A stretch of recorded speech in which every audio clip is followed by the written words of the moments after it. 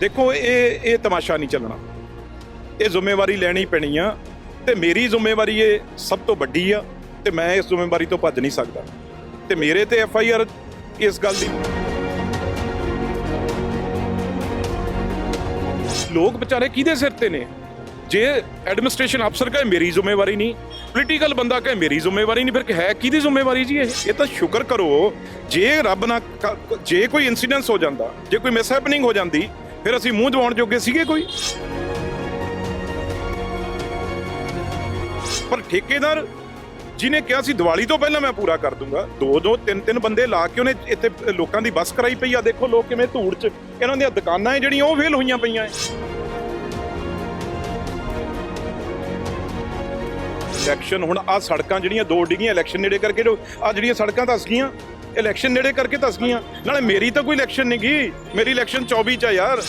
एक इलैक्शन तो कोई हुण तुसीं कहोगे कल नूं क्यों कारपोरेशन दी इलैक्शन आ, उदों बाद कहोगे MLA, इलैक्शनां नूं क्यों जोड़दे हो हर चीज़ नाल यार?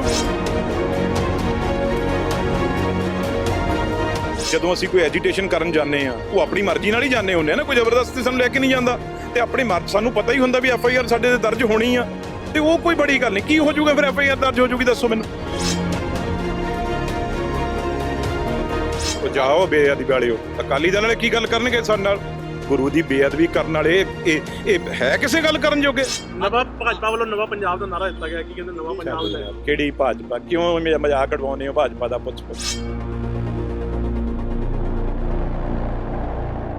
ਲੁਧਿਆਣਾ ਦੇ ਵਿੱਚ ਪਿਛਲੇ ਦਿਨਾਂ ਵਿੱਚ ਸੜਕਾਂ ਦੇ ਹੋਏ ਹਾਦਸਿਆਂ ਨੂੰ ਲੈ ਕੇ ਜਿਹੜੇ ਇਨਸੀਡੈਂਟ ਸਾਹਮਣੇ ਆਏ ਨੇ ਉਸ ਦੇ ਉੱਤੇ ਮੈਂਬਰ ਪਾਰਲੀਮੈਂਟ ਰਵਨੀਤ ਬਿੱਟੂ ਅੱਜ ਹੈਬੋਵਾਲ ਮੇਨ ਸੜਕ ਦਾ ਜਾਇਜ਼ਾ ਲੈਣ ਵਾਸਤੇ ਆਏ ਨੇ, ਜਿੱਥੇ ਖੱਡੇ ਦੇ ਵਿੱਚ ਕਾਰ ਪੂਰੀ ਜਿਹੜੀ ਹੈਗੀ ਆ ਅੱਧੀ ਕਾਰ ਘੁੱਸ ਗਈ ਸੀ ਤੇ ਦੂਜੇ ਪਾਸੇ ਦੀਪਨਗਰ ਦੇ ਵਿੱਚ ਸੜਕ ਦੋ ਫਾੜ ਹੋ ਗਈ ਸੀ ਤੇ ਬੱਚੇ ਐਕਟਿਵਾ ਸਮੇਤ ਉਹਦੇ ਵਿੱਚ ਜਾ ਗਿਰੇ ਸੀਗੇ।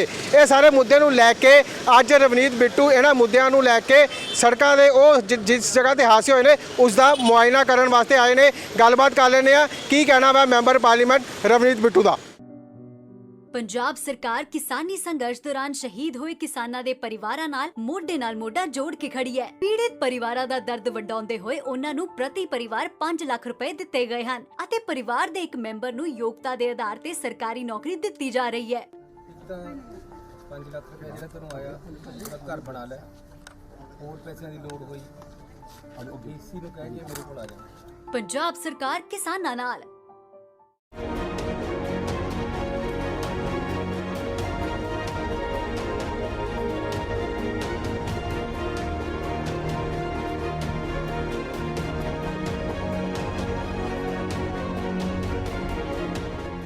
ਜੋ ਤੁਸੀਂ ਹਾਲਾਤ मीडिया ने सारी दुनिया नूं दिखाए आ,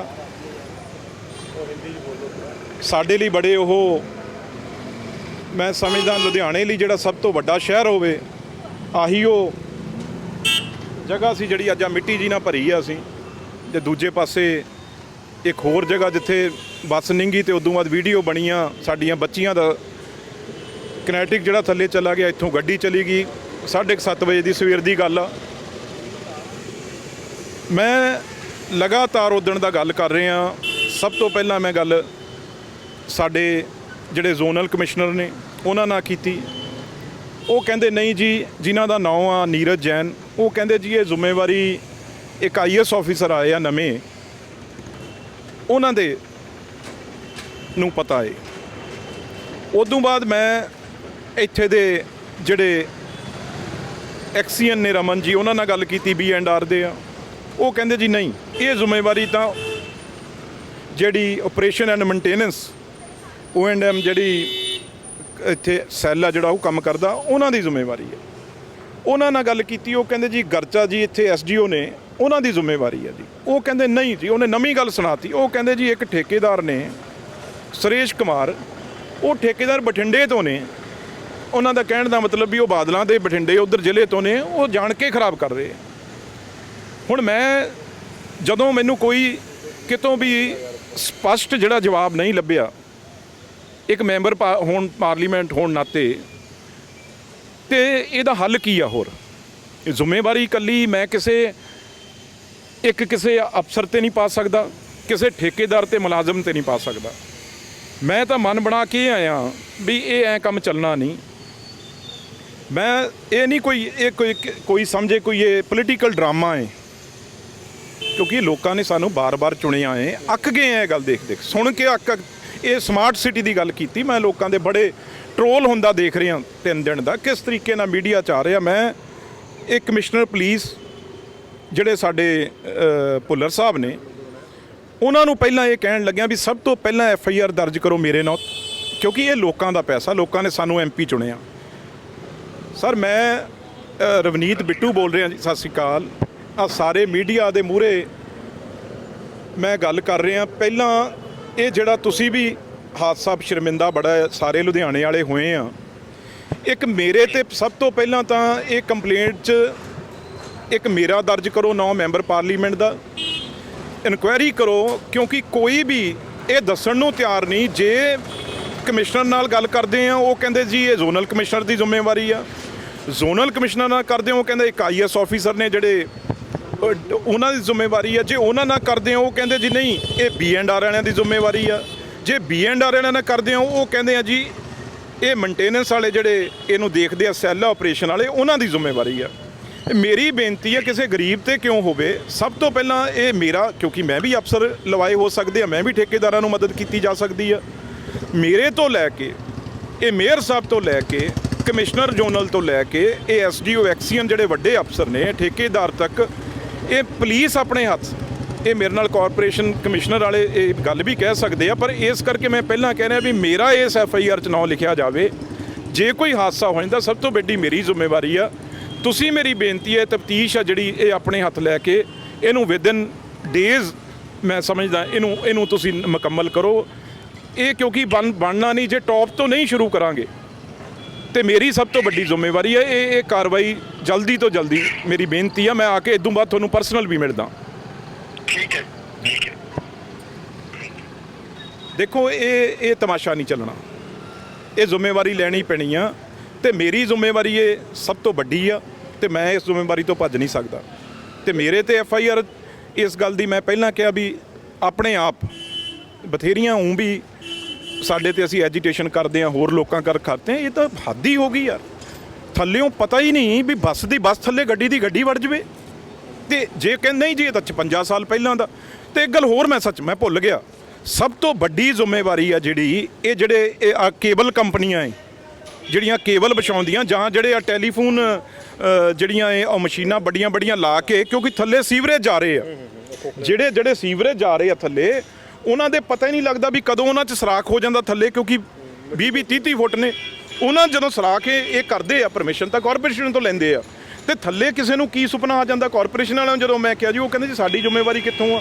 ਸਾਨੂੰ ਜਦੋਂ ਇਹ ਥੱਲੇ ਉਹ ਆਪਣੇ ਸੁਰਾਖ ਕਰਦੇ ਆ ਤਾਰਾਂ ਪਾਉਣ ਲਈ, ਇਹ ਜਿਹੜੇ ਕੇਬਲ ਵਾਲੇ ਤੇ ਟੈਲੀਫੋਨ ਕੇਬਲ ਵਾਲੇ, ਉਹ ਥੱਲੇੋਂ ਕਿਸੇ ਨਾ ਕਿਸੇ ਪਾਈਪ 'ਚ ਮੋਰੀ ਕਰ ਦਿੰਦੇ ਆ, ਕਿਉਂਕਿ ਇਹ ਸਟਰਕਚਰ ਜਿਹੜਾ ਢਾਂਚਾ ਹੈ ਅੱਜ ਤਾਂ ਨਹੀਂ ਬਣਿਆ, 56 ਸਾਲ 60 ਸਾਲ ਦਾ, ਉਹ ਪਾਈਪ 'ਚ ਹੌਲੀ ਸੁਰਾਖ ਹੋ ਕੇ ਪਤਾ, ਕਿਉਂਕਿ ਜਾਦੂ ਤਾਂ ਹੈ ਨਹੀਂ ਕਿਸੇ ਨੂੰ ਪਤਾ ਲੱਗ ਜੇ।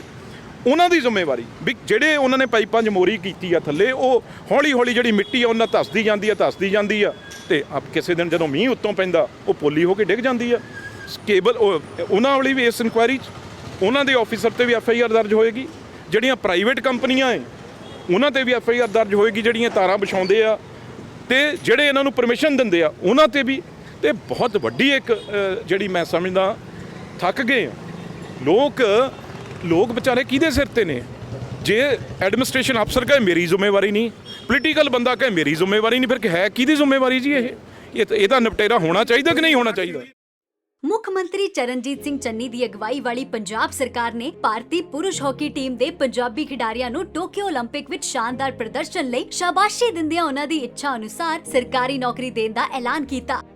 ਜੋ ਬਣਨਾ ਚਾਹੁੰਦੇ ਹੋ ਵੀ ਆਰ ਵਿਦ ਯੂ, ਤੁਹਾਡੀ ਆਪਣੀ ਚੁਆਇਸ ਹੈ। ਤੁਸੀਂ PCS ਲੱਗਣਾ ਕਿ DSP ਲੱਗਣਾ, ਉਹ ਤੁਹਾਡੇ ਤੇ ਹੈ। ਇਹਨਾਂ ਦੇ ਨਾਮ ਤੇ ਇੱਕ ਪੰਜਾਬ ਦੇ ਵਿੱਚ 11 ਸਟੇਡੀਅਮ ਬਣੇ। ਇਸ ਦੇ ਨਾਲ ਹੀ ਮੁੱਖ ਮੰਤਰੀ ਚਰਨਜੀਤ ਸਿੰਘ ਚੰਨੀ ਨੇ ਖਿਡਾਰੀਆਂ ਦੇ ਨਾਮ ਤੇ ਸਟੇਡੀਅਮ ਬਣਾਉਣ ਦਾ ਐਲਾਨ ਵੀ ਕੀਤਾ। ਖੇਡਾਂ ਨੂੰ ਉਤਸ਼ਾਹਿਤ ਕਰ ਰਹੀ ਤੁਹਾਡੀ ਆਪਣੀ ਪੰਜਾਬ ਸਰਕਾਰ। ਮੈਨੂੰ ਯਾਦ ਆ ਰਿਹਾ ਹੈ, ਚਲੋ ਸਮਾਰਟ ਸਿਟੀ ਦਾ ਨਹੀਂ ਗਾ ਏਰੀਆ, ਬਿੱਟੂ ਜੀ ਯਾਦ ਆ ਰਿਹਾ 2 ਸਾਲ ਪਹਿਲੇ ਕੋਗੀ ਦੇ ਏਰੀਆ ਦੇ ਇਹ ਹੋਟਲ ਦੇ ਬਾਹਰ, ਇਹ ਹੋਟਲ ਦੇ ਹਾਂ ਬਿਲਕੁਲ ਠੀਕ ਕਹਿੰਦੇ ਹੋ ਤੁਸੀਂ। ਉਦੋਂ ਵੀ ਇਹੀ ਗੱਲਾਂ ਕੀਤੀ ਇਹਦੀ ਫਲਾਣੇ ਦੇ FIR, ਕਿਸੇ ਤੇ FIR ਨਹੀਂ ਹੋਈ। ਨਹੀਂ, ਕਦੇ ਗੱਲ ਨਹੀਂ ਕੀਤੀ ਕਿਸੇ ਨੇ, ਕभी FIR की आज तक ਗੱਲ नहीं की।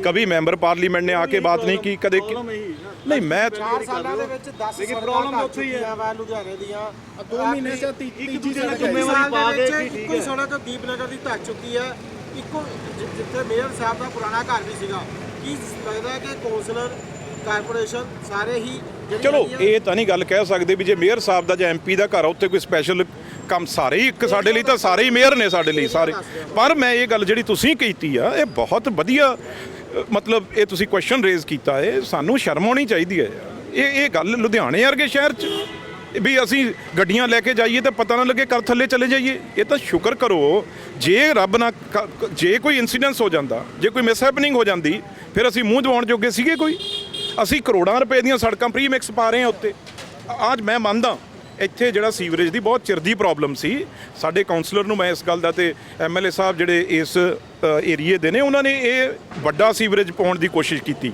ਉਹ ਕੰਮ ਚੱਲ ਰਿਹਾ ਪਰ ਠੇਕੇਦਾਰ ਜਿਹਨੇ ਕਿਹਾ ਸੀ ਦੀਵਾਲੀ ਤੋਂ ਪਹਿਲਾਂ ਮੈਂ ਪੂਰਾ ਕਰ ਦੂੰਗਾ 2-3 ਬੰਦੇ ਲਾ ਕੇ ਉਹਨੇ ਇੱਥੇ ਲੋਕਾਂ ਦੀ ਬੱਸ ਕਰਾਈ ਪਈ ਆ ਦੇਖੋ ਲੋਕ ਕਿਵੇਂ ਧੂੜ 'ਚ ਇਹਨਾਂ ਦੀਆਂ ਦੁਕਾਨਾਂ ਹੈ ਜਿਹੜੀਆਂ ਉਹ ਫੇਲ ਹੋਈਆਂ ਪਈਆਂ ਹੈ ਕਾਉਂਸਲਰ ਵਿਚਾਰੇ ਅੱਜ ਮੇਰੇ ਕੋਲ ਆਏ ਉਹ ਕਹਿੰਦੇ ਜੀ ਸਾਨੂੰ ਜ਼ਿੰਮੇਵਾਰੀ ਇਹ ਦਿੱਤੀ ਗਈ ਵੀ ਇਹ ਕੰਮ ਆ ਜਿਹੜਾ ਇਹ ਅੱਜ ਕਿਉਂ ਉਠਾਇਆ ਗਿਆ ਕਿ ਇਲੈਕਸ਼ਨ ਨੇੜੇ ਤਦ ਕਰ ਲੋਕੀ ਸਵਾਲ ਯਾਰ ਪੁੱਛਣਗੇ। ਇਲੈਕਸ਼ਨ ਹੁਣ ਆ ਸੜਕਾਂ ਜਿਹੜੀਆਂ ਦੋ ਡਿੱਗੀਆਂ ਇਲੈਕਸ਼ਨ ਨੇੜੇ ਕਰਕੇ ਆ ਜਿਹੜੀਆਂ ਸੜਕਾਂ ਧਸ ਗਈਆਂ ਇਲੈਕਸ਼ਨ ਨੇੜੇ ਕਰਕੇ ਧਸ ਗਈਆਂ ਨਾਲੇ ਮੇਰੀ ਤਾਂ ਕੋਈ ਇਲੈਕਸ਼ਨ ਨਹੀਂ ਗਈ ਮੇਰੀ ਇਲੈਕਸ਼ਨ 24 ਚ ਆ ਯਾਰ ਨਹੀਂ ਤੁਹਾਡੀ ਤਾਂ ਨਹੀਂ ਲੇਕਿਨ ਦੂਜੀ ਆਪਣਾ ਯਾਰ ਇੱਕ ਇਲੈਕਸ਼ਨ ਤਾਂ ਕੋਈ ਹੁਣ ਤੁਸੀਂ ਕਹੋਗੇ ਕੱਲ ਨੂੰ ਕਿਉਂ ਕਾਰਪੋਰੇਸ਼ਨ ਦੀ ਇਲੈਕਸ਼ਨ ਆ ਉਦੋਂ ਬਾਅਦ ਕਹੋਗੇ ਐਮਐਲਏ ਇਲੈਕਸ਼ਨਾਂ ਨੂੰ ਕਿਉਂ ਜੋੜਦੇ ਹੋ ਹਰ ਚੀਜ਼ ਨਾਲ ਯਾਰ ਐਫਆਈਆਰ ਹੋਏਗੀ ਹੁਣ ਕਿ ਹਾਲੇ ਸਿਰਫ ਹੁਣ ਮੈਂ ਤੁਹਾਡੇ ਮੂਰੇ ਨਹੀਂ ਹੁਣ ਇਹ ਤਾਂ ਤੁਸੀਂ ਕਮਿਸ਼ਨਰ ਸਾਹਿਬ ਨੂੰ ਇਹਨੂੰ ਕੋਈ ਸਟੰਟ ਨਾ ਸਮਝਿਆ ਜਾਵੇ ਚ ਦਿੱਤੇ ਜਾਏ ਮੈਂ ਕਿਹਾ ਰਿਟਰਨ ਨਹੀਂ ਮੈਂ ਹੁਣੀ ਇਦੋਂ ਬਾਅਦ ਸਿੱਧੀ ਮੈਂ ਸੀਪੀ ਦੇ ਜਿੱਥੇ ਵੀ ਸੀਪੀ ਸਾਹਿਬ ਬੈਠੇ ਨੇ ਉਹਨਾਂ ਕੋਲ ਚੱਲੇ ਆ ਇਲਾਕਾ ਐਮਐਲਏ ਕਿੰਨੇ ਦਿਨ ਦਾ ਟਾਈਮ ਦਿੰਦੇ ਹੋ ਜੀ ਕਿੰਨੇ ਦਿਨ ਮੈਂ ਦਾ ਇਲਾਕਾ ਐਮਐਲਏ ਤੇ ਵੀ ਹੋਏਗੀ ਇਲਾਕਾ ਐਮਐਲਏ ਸਾਹਿਬ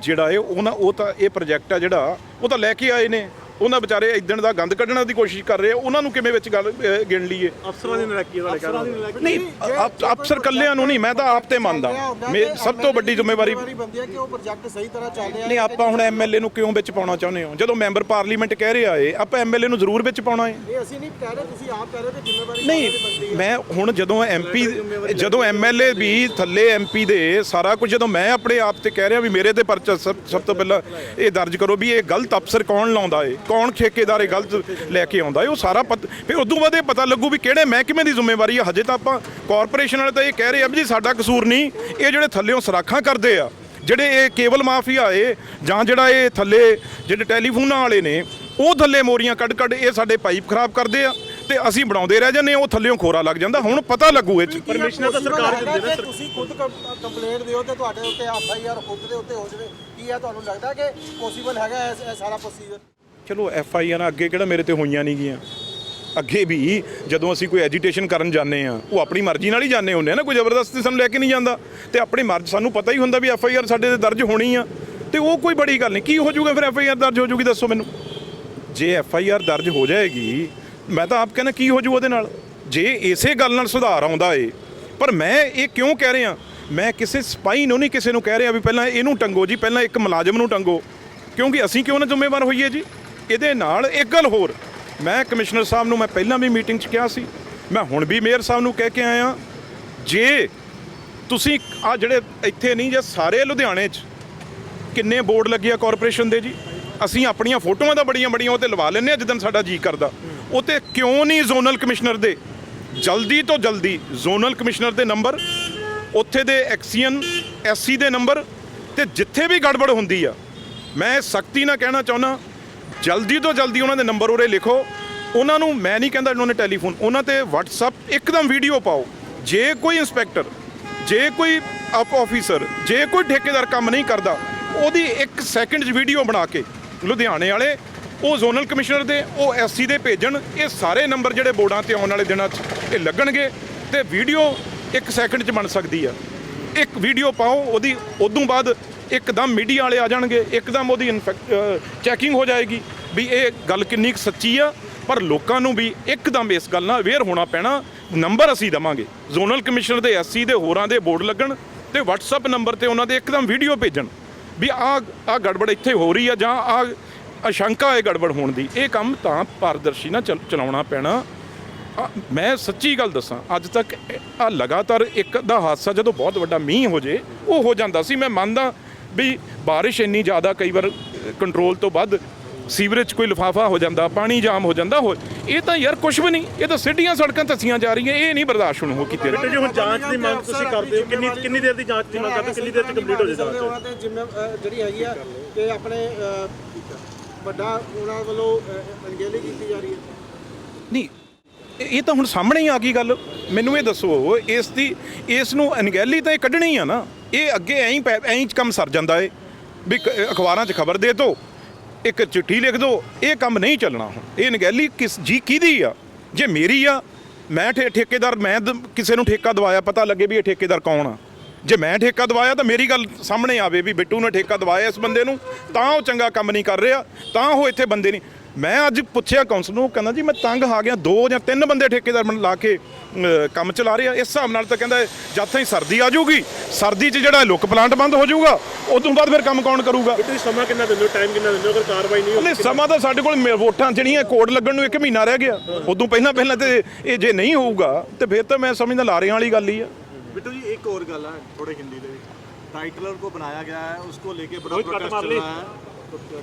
आपका क्या कहना है कि टाइटलर को बनाना इस टाइम जो इलेक्शन सिर पे है? गल सुन लो जी, हिंदी आप एक बात समझिए, जो पंजाब या पंजाबी कोई भी हो, हिंदू सिख मुस्लिम, जो सेंटीमेंट है वो हमें सबको पता है। क्या सेंटीमेंट है? जिन्होंने नहीं 84 में उनके खिलाफ केस चल रहे हैं, चाहे वो कोई बीजेपी वाला था चाहे कांग्रेस वाला था, उसके ऊपर केस चल रहे हैं। इसलिए बहुत ही ये और स्टेट के लिए कोई और हो सकती है बात, लेकिन हमें ये बहुत हमेशा, आप याद होगा इन दोनों को टिकट दी गई थी आज से 2009 में मेरे ख्याल से इनको टिकट पार्लियामेंट की, तो कांग्रेस पार्टी ने यही आक्रोश उठा था और कांग्रेस पार्टी ने टिकट विड्रॉ की थी इनकी भी नहीं आज कैसे दिया गया? तो ये भी एक कुछ भी नहीं दिया हुआ ना, कोई इनको कांग्रेस पार्टी कभी कुछ देगी। जो वो एक कोई लिस्ट आई है जो पता नहीं पुरानी उठा के कहीं से स्थाई मेंबर, वो दिल्ली कमेटी में नहीं स्थाई मेंबर वो होता है, आपको पता ही है वो क्या होता है, कुछ भी नहीं होता वो।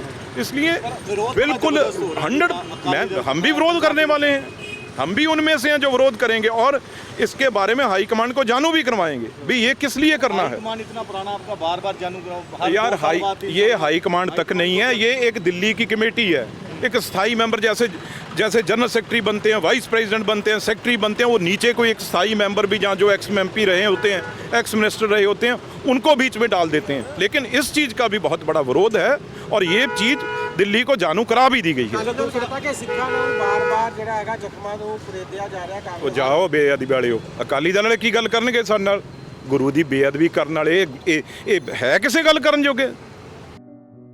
ਪੰਜਾਬ ਸਰਕਾਰ ਕਿਸਾਨੀ ਸੰਘਰਸ਼ ਦੌਰਾਨ ਸ਼ਹੀਦ ਹੋਏ ਕਿਸਾਨਾਂ ਦੇ ਪਰਿਵਾਰਾਂ ਨਾਲ ਮੋਢਾ ਜੋੜ ਕੇ ਖੜੀ ਹੈ। ਪੀੜਿਤ ਪਰਿਵਾਰਾਂ ਦਾ ਦਰਦ ਵੰਡਾਉਂਦੇ ਹੋਏ ਉਹਨਾਂ ਨੂੰ ਪ੍ਰਤੀ ਪਰਿਵਾਰ 5 ਲੱਖ ਰੁਪਏ ਦਿੱਤੇ ਗਏ ਹਨ ਅਤੇ ਪਰਿਵਾਰ ਦੇ ਇੱਕ ਮੈਂਬਰ ਨੂੰ ਯੋਗਤਾ ਦੇ ਆਧਾਰ ਤੇ ਸਰਕਾਰੀ ਨੌਕਰੀ ਦਿੱਤੀ ਜਾ ਰਹੀ ਹੈ। 5 ਲੱਖ ਰੁਪਏ ਜਿਹੜਾ ਤੈਨੂੰ ਆਇਆ, ਘਰ ਬਣਾ ਲੈ, ਹੋਰ ਪੈਸਿਆਂ ਦੀ ਲੋੜ ਹੋਈ ਉਹ BC ਨੂੰ ਕਹਿ ਕੇ ਮੇਰੇ ਕੋਲ ਆ ਜਾ। ਪੰਜਾਬ ਸਰਕਾਰ ਕਿਸਾਨਾਂ ਨਾਲ। ਨਵਾਂ ਭਾਜਪਾ ਵੱਲੋਂ ਨਵਾਂ ਪੰਜਾਬ ਦਾ ਨਾਰਾ ਦਿੱਤਾ ਗਿਆ, ਕੀ ਕਹਿੰਦੇ ਨਵਾਂ ਪੰਜਾਬ ਲੈ ਆਓ। ਕਿਹੜੀ ਭਾਜਪਾ? ਕਿਉਂ ਮਜ਼ਾਕ ਕਢਵਾਉਂਦੇ ਹੋ ਭਾਜਪਾ ਦਾ? ਪੁੱਛ ਉਹ ਦੇਖਿਆ ਹੀ ਆ ਨਾ, ਉਹ ਮਨਾਕਸ਼ੀ ਲੇਖੀ ਜੀ ਆਏ, ਕਿੱਥੋਂ ਆਏ? ਪੁਰੀ ਸਾਹਿਬ ਆਏ। ਚੰਡੀਗੜ੍ਹ ਤੋਂ ਬਾਹਰ ਤਾਂ ਨਿਕਲੋ ਯਾਰੋ, ਚੰਡੀਗੜ੍ਹ ਬਾਹਰ ਉਹ ਜਿੱਥੇ ਪਤਾ ਲੱਗਿਆ ਹੈਲੀਪੈਡ ਪੰਜਾਬ 'ਚ ਕਿਤੇ ਆ, ਯੂਨੀਵਰਸਿਟੀ 'ਚ, ਉਹ ਹੈਲੀਪੈਡ ਹੀ ਪੱਟ ਤੇ। ਇਸ ਕਰਕੇ ਛੱਡੋ, ਕਿਉਂ बीजेपी वाले ने एक आपको लगता है कि आसान है 2022 जिस तरह से आपके अंदर चल रहा है? देखो ਕਾਟੋ ਨਹੀਂ, ਕਲੇਸ਼ ਨਹੀਂ, ਉੱਥੇ ਤਾਂ ਕਾਟੋ ਹੀ ਹੈ ਨਹੀਂ ਗੀ। ਕਲੇਸ਼ ਤਾਂ ਤਦ ਪਊਗਾ ਜੇ ਚਿਹਰਾ ਹੋਊਗਾ, ਉੱਥੇ ਤਾਂ ਕੋਈ ਚਿਹਰਾ ਹੀ ਹੈ ਨਹੀਂਗਾ। ਹੁਣ ਕੇਜਰੀਵਾਲ ਆਪ ਫਿਰਦਾ ਏ, ਕਾਂਗਰਸ ਤਾਂ ਚੰਨੀ ਚਿਹਰਾ ਏ, ਚੰਨੀ ਹੁਣ ਸਿੰਘ ਸਿੱਧੂ ਅਭੀ ਵੀ ਕभी ਨਾ ਕੋਈ ਟਵੀਟ ਕਰ ਦਿੰਦੇ ਰੋਜ਼ ਕੋਈ ਨਾ। ਉਹਨਾਂ ਨੂੰ ਮੇਰੀ ਬੇਨਤੀ ਅੱਜ ਮੈਂ ਤੁਹਾਨੂੰ ਫੇਰ, ਤੁਸੀਂ ਕਹਿੰਦੇ ਹੁੰਦੇ ਹੋ ਵੀ ਕਹਿ ਦਿੰਦਾ ਏ, ਦੇਖੋ ਸਿੱਧੂ ਸਾਹਿਬ ਦਾ ਮੰਜਾ ਵੀ ਕਾਂਗਰਸ ਭਵਨ 4 ਮਹੀਨੇ ਹੋ ਗਏ ਉਡੀਕਦਾ ਏ, ਤੇ ਕਾਂਗਰਸ ਭਵਨ ਵੀ ਉਡੀਕਦਾ ਏ। ਦੀਵਾਲੀ ਵਾਲੇ ਦਿਨ ਕਾਂਗਰਸ ਭਵਨ ਜਾ ਕੇ ਦੀਪ ਦੂਪ ਮਾਲਾ ਕਰੇ ਹੁਣ।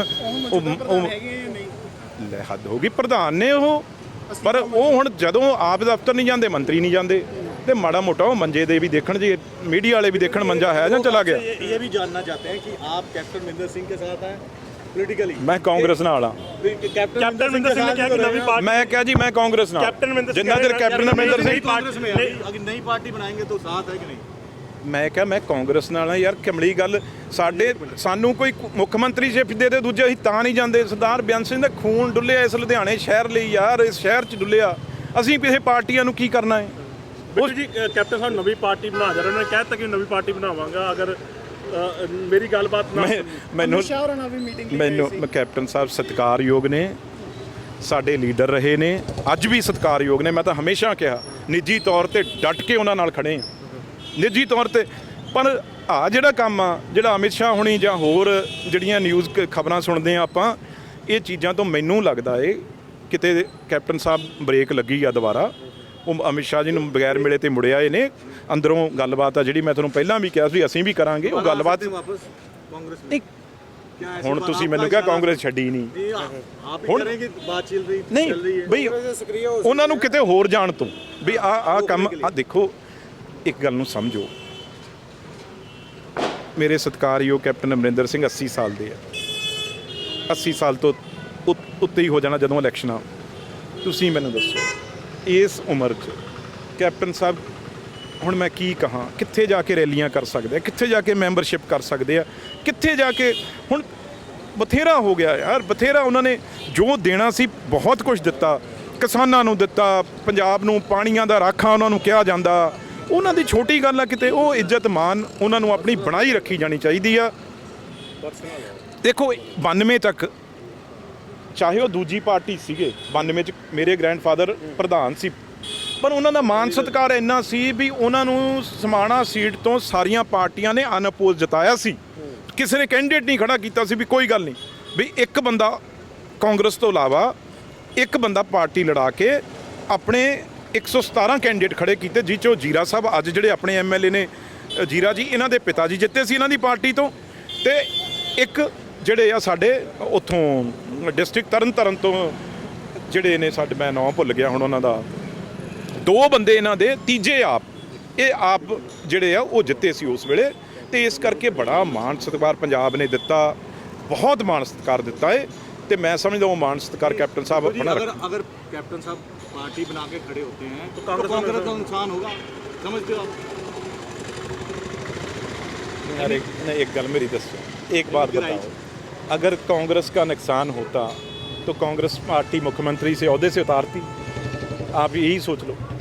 ਬਿੱਟੂ ਜੀ ਇੱਕ ਲਾਸਟ ਸਵਾਲ ਹੈ ਜੀ, ਬਾਰਡਰਾਂ ਤੇ ਬੜੀ ਹਲਚਲ ਫਿਰ ਮਚੀ ਆ, ਸਿੰਘੂ ਬਾਰਡਰ ਤੇ ਟਿਕਰੀ ਬਾਰਡਰ ਉੱਥੇ ਬੈਰੀਕੇਡ ਹਟਾਉਣ ਲੱਗੇ, ਫਿਰ ਕਿਸਾਨ ਤੇ ਦਿੱਲੀ ਪੁਲਿਸ ਸਾਹਮਣੇ ਆ। ਬਸ ਮੈਂ ਕਿਹਾ ਨਿਸ਼ਾਨਾ ਕਿਸਾਨਾਂ ਨੂੰ ਬੇਨਤੀ ਆ, ਅਸੀਂ ਤਾਂ ਪਹਿਲਾਂ ਅੰਦਰ ਬੈਠੇ ਹੀ ਆ ਜੰਤਰ ਮੰਤਰ ਤੇ, ਚੱਕ ਦੇਣ ਟਰੈਕਟਰਾਂ ਦੀਆਂ ਰੇਸਾਂ ਦੇ ਦੇਣ, ਚੱਲਣ ਪਾਰਲੀਮੈਂਟ ਨੂੰ ਖੜੇ ਮਿਲਾਂਗੇ ਮੂਰੇ। ਬੈਰੀਕੇਡ ਤਾਂ ਚੱਕੇ ਗਏ ਨਾ, ਹੁਣ ਚੱਕ ਦੇਣ ਕਿੱਲੀ, ਸਿੱਧਾ ਦਿੱਲੀ। ਚਲੋ ਪਾਰਲੀਮੈਂਟ ਪਾਰਲੀਮੈਂਟ ਨਹੀਂ, ਮੋਦੀ ਦੇ ਘਰੇ।